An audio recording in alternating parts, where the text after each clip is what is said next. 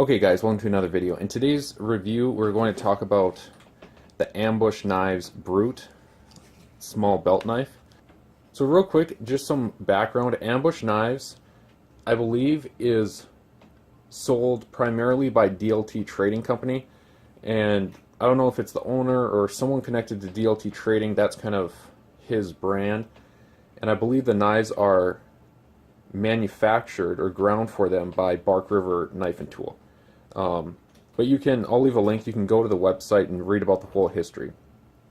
But either way, Bark River is connected to this company, and Bark River has a high reputation for reliability, for durability, for awesome, great, good looking knives, so you kind of know what you're getting. So what this is, it's kind of a unique knife, and as the review progresses I'll kind of explain why, and you'll kind of see why. So real quick, talking about the blade, it's a CPM 3V stonewash blade. It's a high saber grind, and it's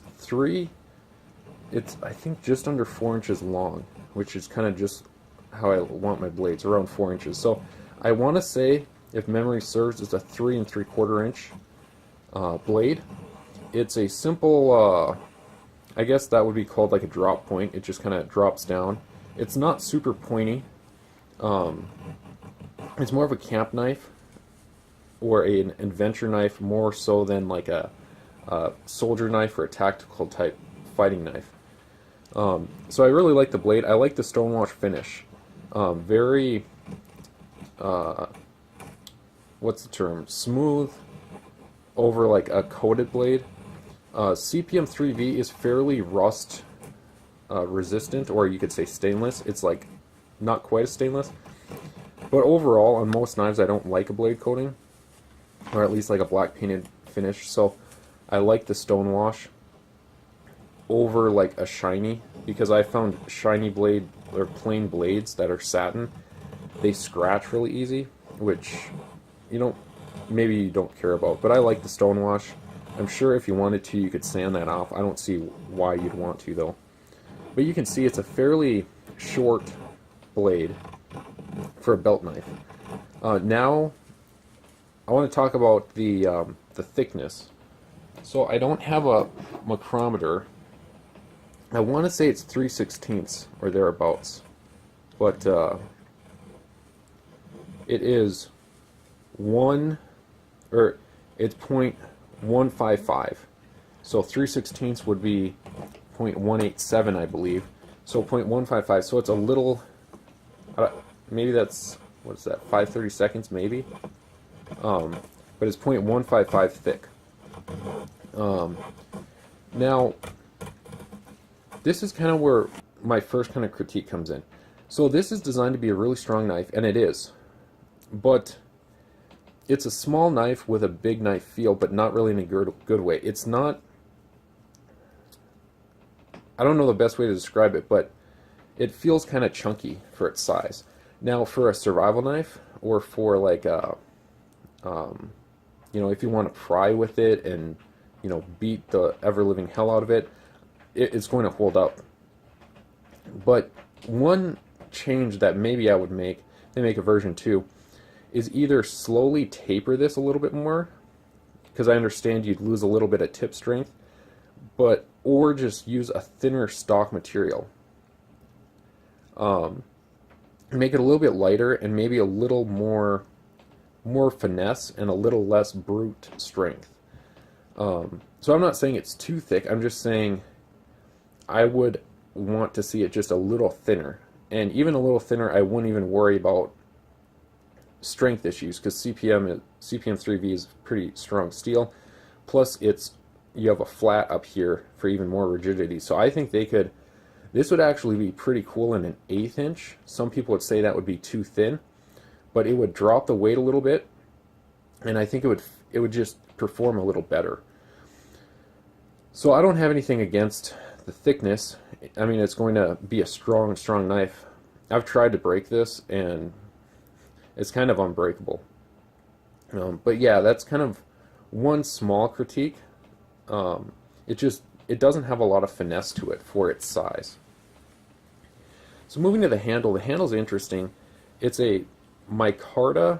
I don't know if it's a canvas or a linen micarta, but this one is just a matte finish. I mean, it's not shiny. I've considered shining it up a little bit, but I haven't really messed with the handle much. Now, I'll just give you some. It seems like it'd be a very ergonomic because it has contouring, right? So, like, for example, a lot of Essie knives are straight all the way through, and people don't find that super comfortable. And what's weird with this is there's a little too much contouring. And what I mean is a little contouring goes a long way. And for some reason, for me, you have this thick ball in the middle, as I call it, and it's really narrow in the back and up front here. And I don't know why. It's a secure grip, but at least for my hand, it's not super comfortable, and it kind of moves around when you're trying to use it. The corners are rounded down, which I like. If you wanted to round them a little bit more, you could sand them. But my biggest thing is looking at it. It seems like it'd be fairly ergonomic and fairly comfortable. It's really not compared to like other knives out there. So that's another critique. It's a bolted-on construction. So if you wanted to, you could take these handle scales off. I don't know why you'd want to, but you could take these off and wrap it with paracord or something if you wanted like a thinner handle. But yeah, the handle is kind of a critique of mine. Looking from that angle, it seems like it'd be very comfortable and ergonomic. It's really not. Some people might say I'm being picky, and I think the issue is I just have bigger hands, and maybe I just need a little bit more meat right up here, maybe even in the back. So I don't know, maybe I'll make a new set of handles and just have it almost a straight contour, because I find that actually kind of comfortable. So that's kind of personal preference. I just didn't find the handle super comfortable. And it, I don't know what the best word is, but so this is another knife, and I don't know if you can see, you know, I'm kind of exaggerating it, but it feels a lot more secure. And this is a perfect time to kind of illustrate what I'm talking about. You can see this is a Jacare Puko 110, and you can see there's a small amount of contour, very, very minute, very, very small compared to this one. This one, it's just over contoured to the point of not being super comfortable. So what I've considered is either making new handle scales or taking this middle hump and just sanding and flattening these rounded parts in the middle. Now, the unique thing about this knife, and part of the reason why it interested me, is I have fairly large hands, and an issue I've seen with shorter blade belt knives is they have a really short handle to kind of be proportional. But as you can see, that's not the case with this knife. If I grip it all the way up here, I have, you know, an inch, about 3/4 of an inch to the back, but quite a bit of extra handle. So if you're someone with smaller hands, this might even be like more exaggerated. You know, you might have that much hand, and it might be just a little kind of wasted space. That's not a huge downside.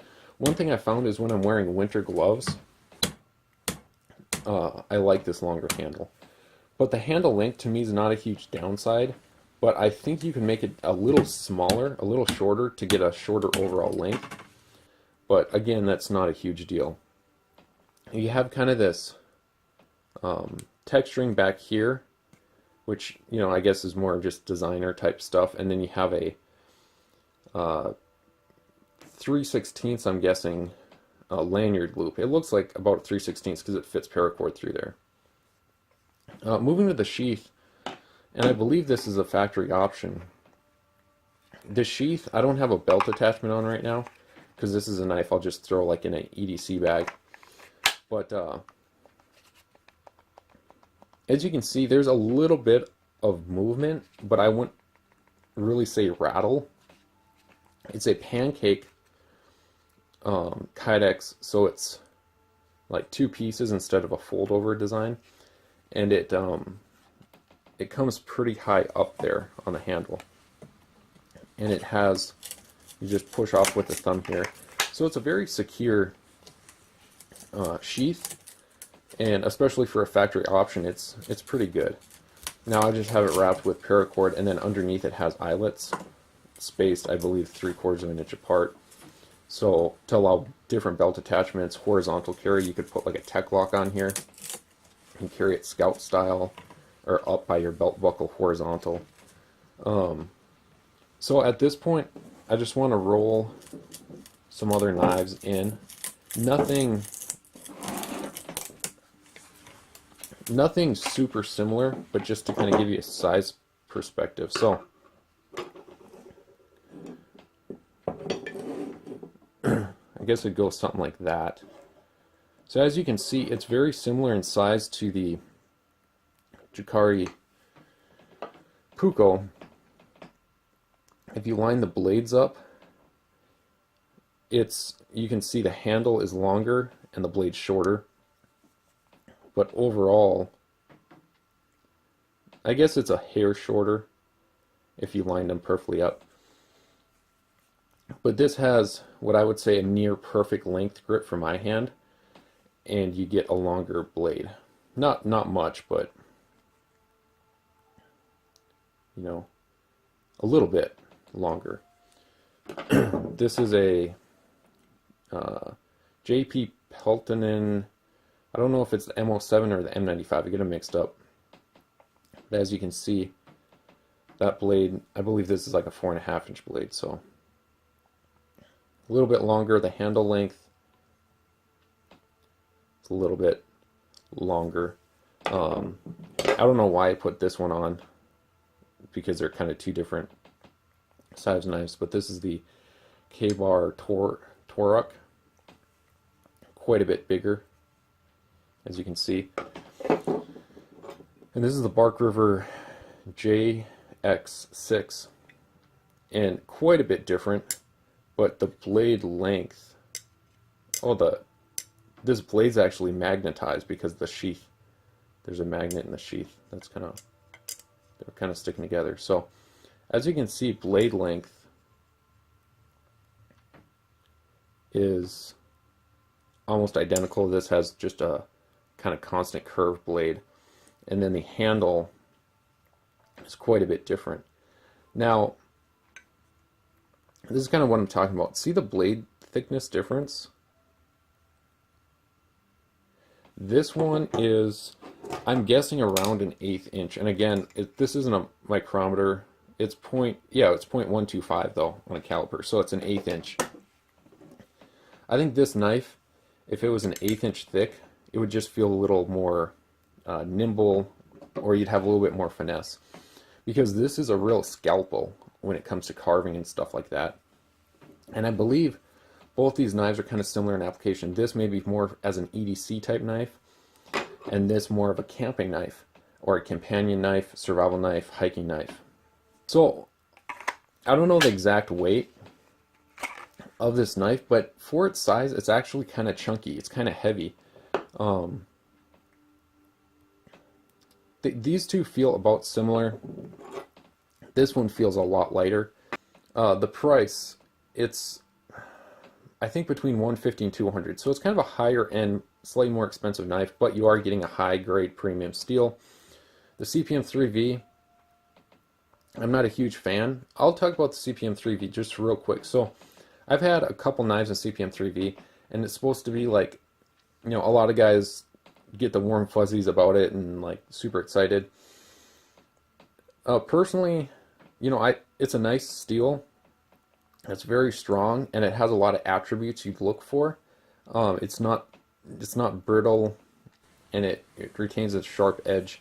One thing I'll say is, out of box, this knife did not come sharp, or it didn't come like shaving sharp, which, like this knife here, well, I didn't get this one brand new, but I've gotten other Bark Rivers, and they come very razor sharp.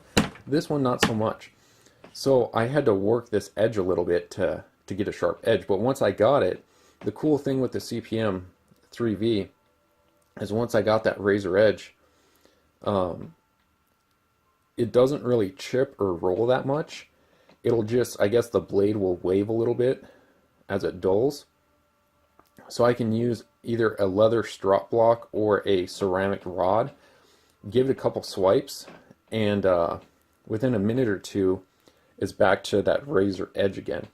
So a lot of people talk about how CPM it's hard to sharpen.